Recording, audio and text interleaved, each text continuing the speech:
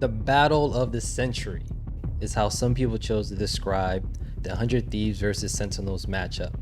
Everyone wanted to know the answer to what would happen when two mid-opposing systems clash.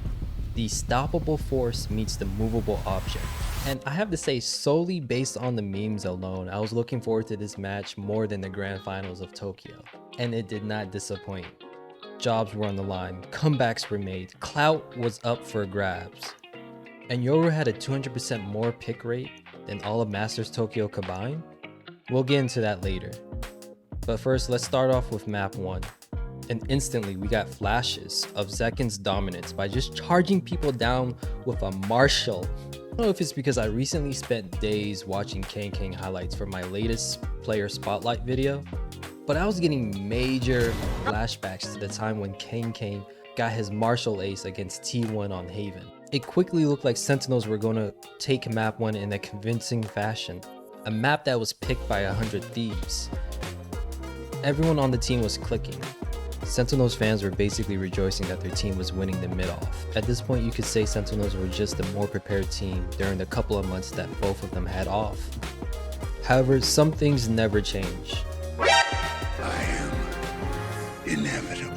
The dreaded 9-3 curse, which seemed to have been debunked many times by subreddit posts and YouTube videos, decided to show its true power. Zekken had a beautiful Sheriff collat, but when you have Cryo just popping off with the utmost confidence, you knew something just changed. And just like that, 100 Thieves erased Sentinel's 9-3 cushion to send us into overtime. But they didn't stop there. They ended it with style that could demoralize a fan base and players themselves. But greatness isn't just measured when things are going right. Legends aren't born out of their mother's bellies, breaking records. Life will knock you down, but what matters most is how you get back up. It takes resiliency, sacrifice, and a strong enough mental to say, I am not staying down. Tens had an underwhelming map 1, but on map 2 he went out of his way to remind people why he is the original face of Valorant, America's first Radiant. This is a team sport though, and with that I have to say Zekken and Tens were looking like Shaq and Kobe in map 2 and 3. Takada, Sassy, and Marv did their thing too.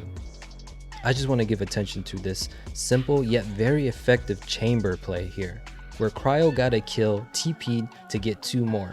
This is an extremely risky play, and I can only see this working once against a team that has a brain, which is why I plan on using it as much as I can during my ranked games. I also love this play here where Zekken faked his reload to bait the 100 Thieves player into coming in and getting an easy kill.